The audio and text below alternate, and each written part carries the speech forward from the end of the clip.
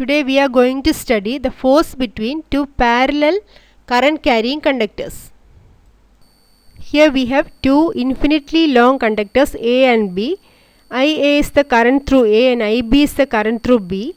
D is the separation between them, and both of them are placed in free space or vacuum. First we have to find the magnetic field due to A. When current IA flows through A, magnetic field is produced around it. Circular magnetic fields are produced around A, and the conductor B is in this field.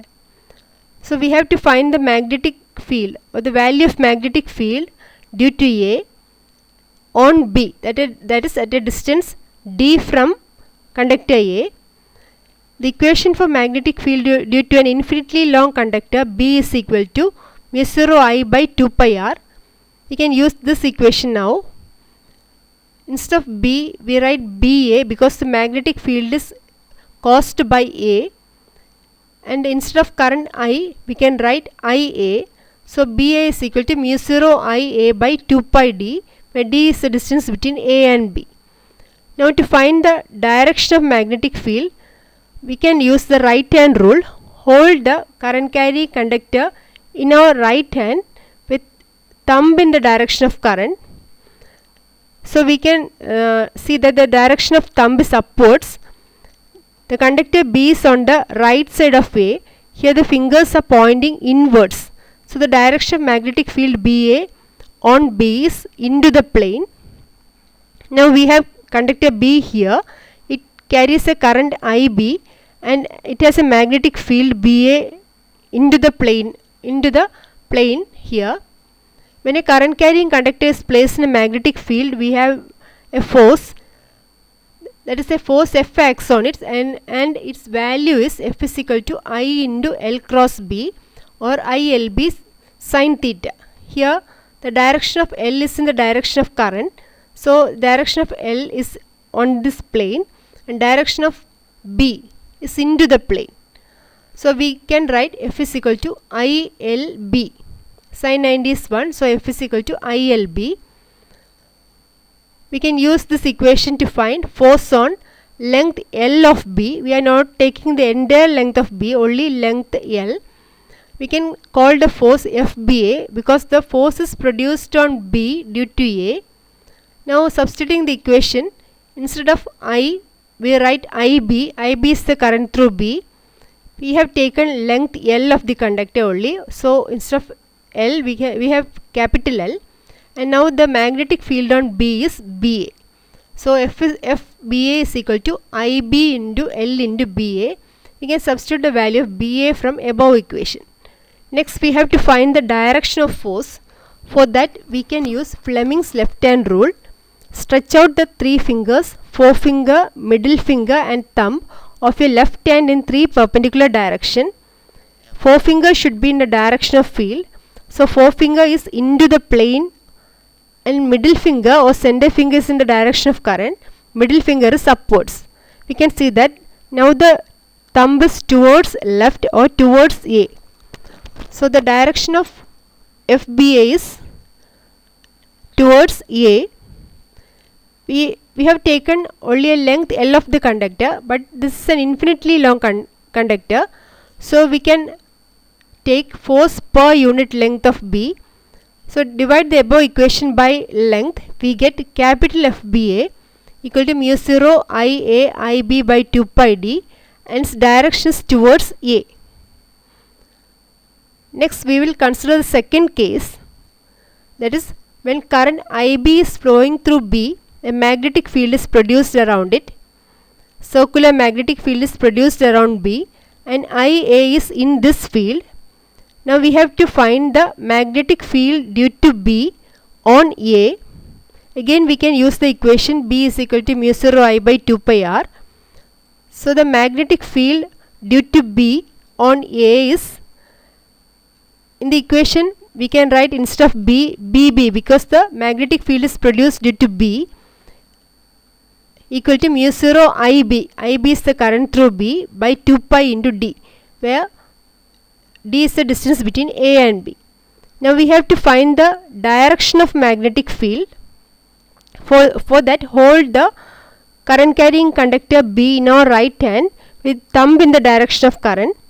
Here the thumb is pointing upwards. A is on the left side. On the left side the fingers are pointing out of the plane. So we can say that the direction of magnetic field at A is out of the plane. So now our conductor A is placed in magnetic field BB, which is carrying a current IA. When a current carrying conductor is placed in magnetic field, again the force acting on it, F is equal to I into L cross B or ILB sin theta. Here also the direction of L is in the direction of current and magnetic field is out of the plane. So the angle between them is 90. So we can write F is equal to ILB sin 90 or F is equal to ILB. Now let us give the values in this case. So force on length L of A, FAB equal to, in the equation ILB we can write the current through A is IA. So instead of I we can write IA. L is the length taken and the magnetic field on A is BB. So substituting the value of BB from above equation, we can write IA into L into mu 0 IB by 2 pi D. Now we have to find the direction of force. Again we can use Fleming's left hand rule. Stretch out the three fingers, forefinger, middle finger and thumb of your left hand in mutually perpendicular direction. Forefinger should be in the direction of field. So direction of forefinger is out of the plane of the paper. The center finger or middle finger is in the direction of current. It is upwards. We can see that the direction of thumb is towards right, that is towards B. So this is the direction of FAB. Now we have to find the value for unit length, that is capital FAB. For that, divide the above equation by L.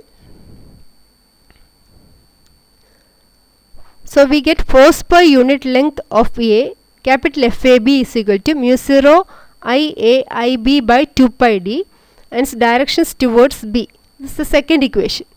So from these two equations we can see that direction of FAB and FBA are same, and the two conductors attract each other with a force per unit length mu 0 IA IB by 2 pi D.